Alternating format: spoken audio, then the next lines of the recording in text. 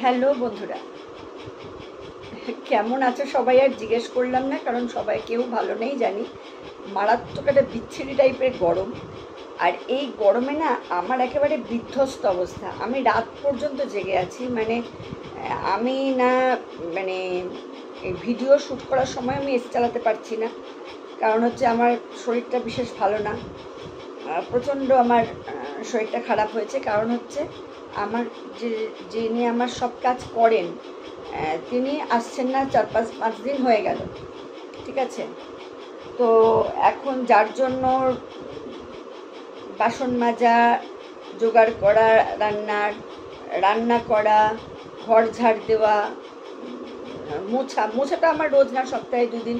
কারণ আমাদের প্রমোটারই বলেছিল আপনাদের এই মার্বেল রোজ মুছবেন না, কেননা এই মার্বেল কিন্তু মানে জলের এতে নষ্ট হয়ে যাবে। রোজ মুছবেন না, সপ্তাহে 2 দিন মুছবেন। তো জন্য আমরা 2 দিন মুছি। আর আমাদের 3 তলায় অতটা নোংরা হয় না, 3 তলায় অতটা নোংরা হয় না। তো যার জন্য কিন্তু করতে তো হচ্ছে টুকটাক কাছাকাছি। এবার গাছের পরিচর্যা, গাছগুলোকে তো রাখতে পারছি না। 2-3টে গাছ তো আমার মরেই গেল, মানে এত হালকা আগুন। তাও আমি দিনে কতবার করে আমি জল ওয়াটার স্প্রে করছি, সব করছি। হ্যাঁ, মানে যা যা কিছু ঠান্ডা রাখা যায় গাছকে রাখছি।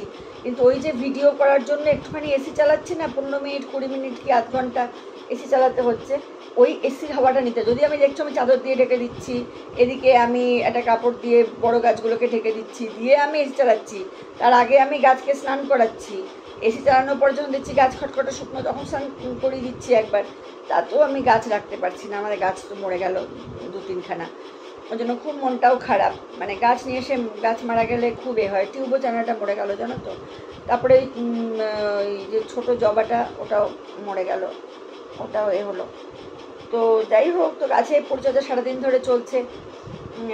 তো এবারে কাজের বউটি কী হয়েছে জানো, ওর এই মানে ভাই বোন যে কতখানি মানে নিজের, কতখানি তারা আপন, এ না বোঝা যায় সম্পত্তি ভাগের সময়, ঠিক আছে? সে সম্পত্তি ভাগ হোক কি বোনেরা বা দিদিরা গিয়ে দাবি করুক, মানে বোনেদের বা দিদিদের দাবি করাটা যেন ভারী অন্যায়, ঠিক আছে? কি না মা বাবা বিয়ে দিয়েছে, গয়নাগাটি দিয়ে বিয়ে দিয়েছে। আর আবার মা বাবা তো ভাই ভাইদেরও তো বিয়ে দেয়। ওটা ভাই নিজের পয়সায় বিয়ে করে, মা বাবাই বিয়ে দেয়।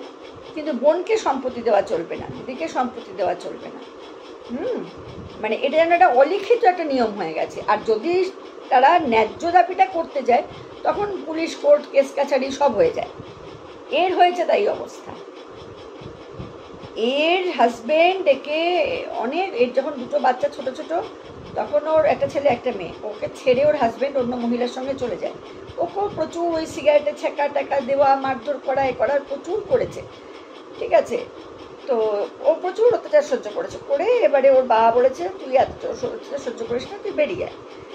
তো বেরিয়ে এসছে। তারপরে করেছে কি, ওর বাবার যাটুকু জমি জমা সম্পত্তি ওর বাবার যা আছে তার থেকে একটুখানি জমি, মানে খুব বেশি না, কত যেন বললো, ওর নামে একটা লিখে দিয়েছে।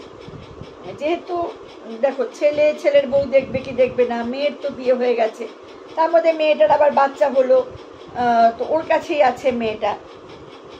তো এবারে কে ওকে দেখবে? তো বাবা বললো তোকে তোর জন্য একটা জমি লিখে দিচ্ছি, তুই কর, তুই কোনো অসুবিধায় পড়লে এই জমিটা তোর রইল। সেইটার জন্য ওর দাদা ওর বাবাকে মার্ডার করে দিল বলতে এমন মার মেরেছে, ওপর থেকে ধাক্কা মেরে ফেলে দিয়েছে, মেরে ধরে পড়েই তিনি মারা গেছেন। তার তো অনেক বয়স হয়েছে। মাকেও মেরেছে, ওর মাকেও মেরেছে, মেরে মাকে ফেলে দিয়েছে। মা পড়ে গেছে।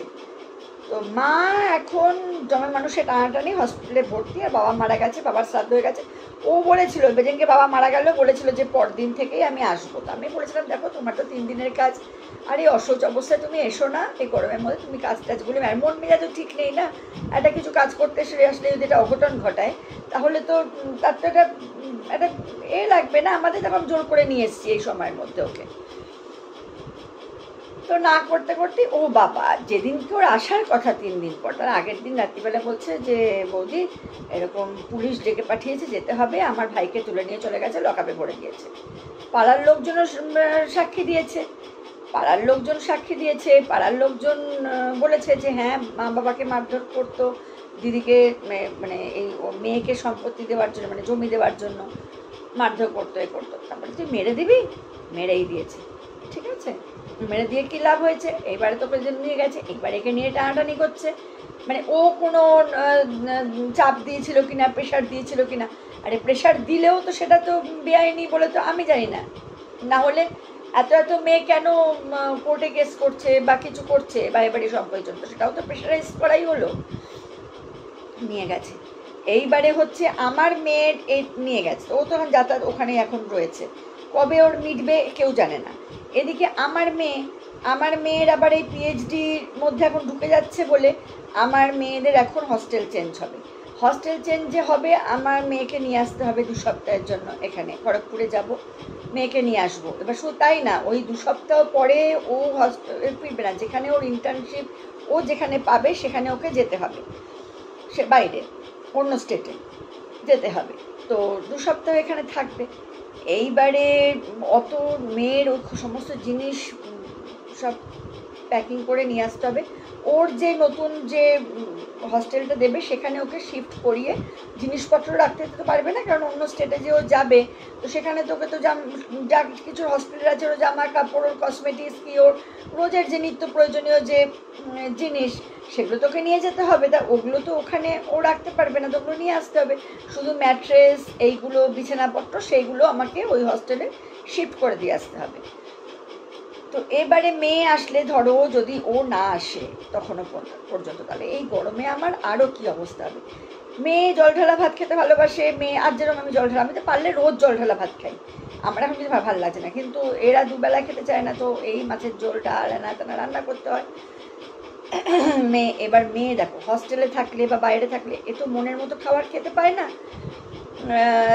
যে পছন্দের ডিশটাও রান্না হোক সেটাও তো আর ঘরের মতো হয় না। তো যার জন্য ঘরে এসে আসলে যতই বলুক ওকে ওরকম করে দেওয়া যায় না, রোজ রোজ জল ঢালা ভাত বা রোজ রোজ যা কিছু একটা করে দিলাম, এটা ভালো করে রান্না করতেই হয়। যেরকম আমার যখন এই রান্নার ইনি যখন আসতেন তখন উনি আমাকে কিন্তু আমার মেয়ে থাকলে কিন্তু উনি রান্না করতেন না, উনি জোগাড় করে দিতেন, আমি রান্না করতাম, কারণ আমার মেয়ে আমার হাত ছাড়া খাবেই না। তো এবারে তো উনি এবার জোগাড়টা তো করে দিতেন, সেটা একটা বিশাল বড় একটা হেল্প। তো এবার এই বিশাল বড় হেল্পটাই তো আমার এখন যে কবে আমি পাবো আমি জানি না। এইবারে এটা ওটা রান্না করা, এ করা, সেগুলো তো আমায় করতে হবে। এবারে যার জন্য এখন আমি ঠাকুরকে ডাকছি যে মানে আমি বুধবার যাব মেয়ের ওখানে, তো বুধবারের আগে যেন আসে। হ্যাঁ, বুধবারের আগে যেন আসে। তো কী হবে আমি জানি না, কতখানি কি করব। তো সেটাই আর কি। দেখো মানে এই যে ভাই বোনরা ছোটো থেকে বড় হয় একসাথে, এতটা জীবন কাটায়, এখনকার দিনে দাঁড়িয়েও তো যদি আমি ইন্টেরিয়ারে ধরি বা ধরো যারা খুব একটা বেশি কেরিয়ারিস্ট মানে নয়, বা যারা খুব একটা অত সচেতন নয়, তারা তো খুব 18 বছর আগে তো কেউ বিয়ে করে না। তো 18টা বছর, 20টা বছর, 21টা বছর যে ভাইয়ের সঙ্গে কাটাচ্ছে মানুষ বা কিছু মেয়েরা বা এরা কাটিয়ে আসে, তাহলে সেই ভাইদের মধ্যে এতটুকু তার বোনেদের জন্য ভালোবাসা, দয়া মায়ার জন্ম নেয় না, এতটুকু জন্ম নেয় না। না, বোনকে কেন সম্পত্তি দেবে? বোনকে তো বিয়ে দেওয়া হয়েছে, ওর ভাই দাদা বলেছে বোনকে তোমরা বিয়ে দিচ্ছ কেন দেবে, তোদেরও তো বিয়ে দিয়েছে বাবা। কটা ছেলে নিজের পয়সায় বিয়ে করে? কটা ছেলে? বাবা মাই দেয় বিয়ে, বাবা মাই বিয়ে দেয়। হ্যাঁ, আর যদি নিজের পয়সায় করেও থাকিস, আর বোনকে বিয়ে দিয়েছে মানে কি বোনের কি আর কোনো দাবি থাকতে পারে না? ভাই বাড়ির সঙ্গে সব সম্পর্ক ঘুচে গেল। যারা যারা মেয়ে কোনো বাড়ির মেয়েকে বিচ্ছিন্ন করে না তার বাড়ি থেকে, তার স্মৃতি থেকে, তার যেখানে সে বেড়ে ওঠা, বড় হয়ে ওঠা, যেখান থেকে বিচ্ছিন্ন করে, তাদের পাপের কোনো শেষ থাকে না। হ্যাঁ, তাদের পাপের কোনো শেষ থাকে না। এই যে বাবাকে যে ও তো মারবে বলে, মার্ডার করে বলে করেনি, উত্তেজনায় বাবাকে ধাক্কা মেরেছে, পড়ে গেছে বাবা উপর থেকে নিচে, ওরে বাবা মারা গেছে। তো এখন যে জেলের ভাতটি খাবে এটাই পাপের শাস্তি। তো যেটুকু সম্পত্তি ভোগ করতে পারতি সেটুকুও পারবি না ভোগ করতে, সেটুকু সম্পত্তিও ভোগ করতে পারবি না। তো কি লাভ হলো তোদের? কি লাভ হলো? ওর ছোট ভাইটা ভালো, ওর ছোট ভাইটা কিন্তু কোনো দিদিকে যে ডিপ্রাইভ করা টরা এইসব ব্যাপারগুলো নেই। আর এই যে আমার যে যিনি কাজ করেন মানুষটি খুবই ভালো, ঠিক আছে, কিন্তু ও কিন্তু দাবিও করেনি, কিন্তু বাবা দিচ্ছে তার মেয়েকে, সেখানেও সমস্যা, সেখানেও সমস্যা। তখন কি মনে হয় জানো, মনে হয় যেন একটা সন্তান থাকা যেন বোধহয় ভালো, একটা সন্তান থাকা যেন বোধহয় ভালো, অন্তত ভাই বোনে মারপিট তো হবে না, তার জন্য তো বাবা মাকে নরক যন্ত্রণা ভোগ করতে হবে না, বাবা মাকে তো প্রাণ দিতে হবে না, মারপিট করে তো একজনকে জেলে যেতে হবে না। তখন মনে হয় যে সিঙ্গেল চাইল্ড হচ্ছে সব থেকে ভালো, ঠিক আছে। মানে এত খারাপ লাগছে আমার ওর জন্য, চিন্তা করতে পারবে না। একে তো নিজের কষ্ট, শারীরিক কষ্ট, ঘেমে নে স্নান করে যাচ্ছি, রাত্রিবেলা চলছে, সারাদিনে যে কতবার চলছে আমার স্নান করা, যাচ্ছে কোনো ঠিক ঠিকানা নেই। তারপর রাত্রিবেলা শুয়ে ওই ভিডিও দেখি, এ করি, হ্যাঁ, ঘুম আসতে চায় না, ঘুম আসতে চায় না। তারপরে এ করে কি বলে ব্যালকানিতে বসে থাকি, তো ওই আর কি। তো এখন কষ্টও হচ্ছে ওর জন্য, এই গরমের মধ্যে। ওরও তো বয়স হয়েছে, ওর মেয়ের বাচ্চা হওয়ার জন্য ওর কাছে এসেছিল। তো এই ওর বাবা মারা যাওয়ার পরে, মারা যেদিন গেল সেই দিন, মারা যাওয়ার আগের, মারা যেদিন গেল সেই দিনই ওর মেয়ের বাচ্চা হলো, মেয়ের বাচ্চা হলো। আচ্ছা, আর মায়ের কাছেই রয়েছে।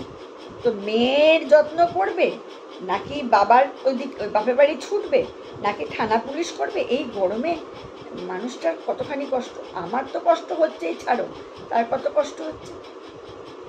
আমি ভাবি যে মানুষ তো কিছুই নিয়ে উপরে যাবে না, তাহলে একই রক্তের, একই মায়ের পেটের ভাই বোনদের মধ্যে এত হিংসা, এত রেশারেশি, ছোট ছোট সম্পত্তি নিয়ে কি করে মানুষে করতে পারে আমি জানি না, কি করে মানুষে করতে পারে।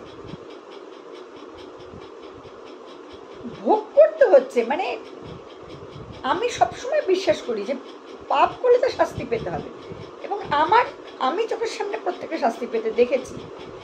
যেরকম এই বললাম, এর এখন শাস্তি তো সারা জীবন, এর হচ্ছে এখন কতদিন জেলে পৌঁছতে হবে তার ঠিক নেই, তার বাচ্চা আছে, তার বউ আছে। কি করলি?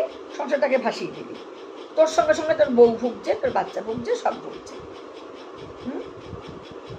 ভুগছে। এই হচ্ছে অবস্থা। মানে মানবিকতা, চেতনা, মানুষের বিচারবোধ, মানুষের মধ্যে সামান্যতম অনুভূতিগুলো নষ্ট হয়ে গেছে। পয়সা, টাকা পয়সা, সম্পত্তি এত প্রাধান্য পেয়ে গেছে না, যে মানুষ মানুষকে মেরে দিতে, মানুষ মানুষকে মানে বিশাল একটা কোনো ক্ষতি করে দিতে, সম্পর্ক বিচ্ছিন্ন করতে, কিছু করতেই মানুষের আটকায় না। আরে তোর দিদিটার বিয়ে হয়েছে, তার মানে তোর বাপের বাড়ি যেখানে ও বেড়ে উঠেছে সেই জায়গাটা তো ওর হারিয়ে যায় না ওর জীবন থেকে, সেটা কি করে কেড়ে নিস?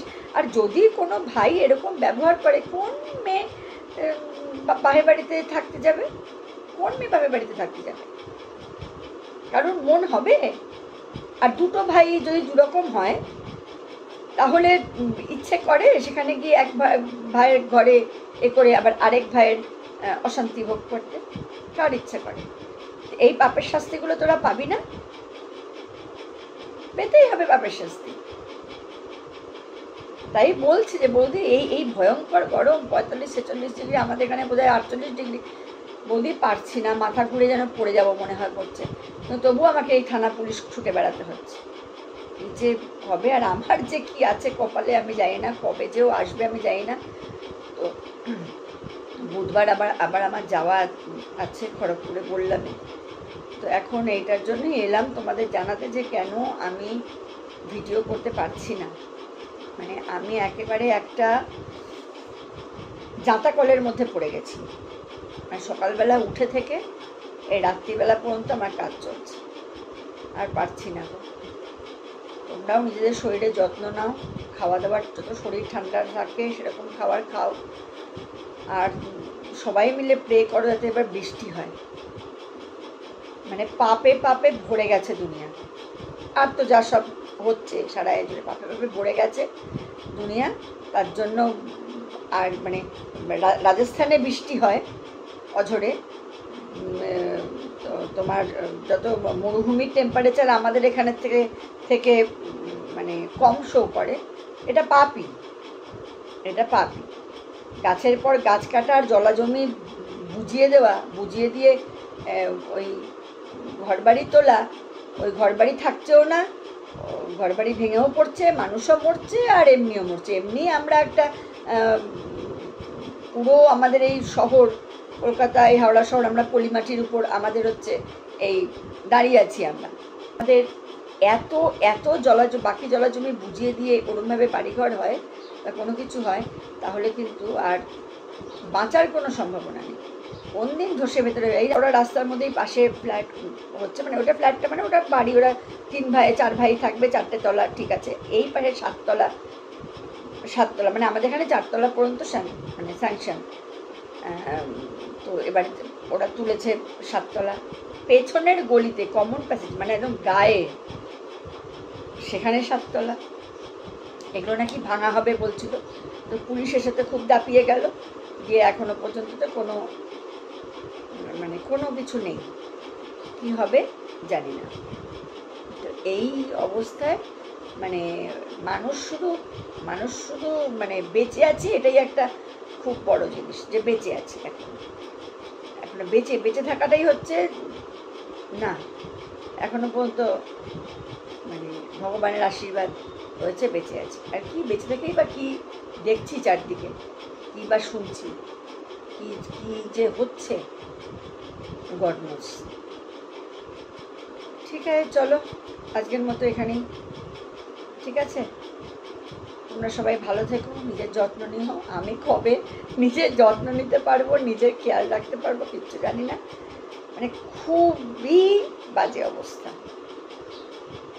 চলো, টাটা।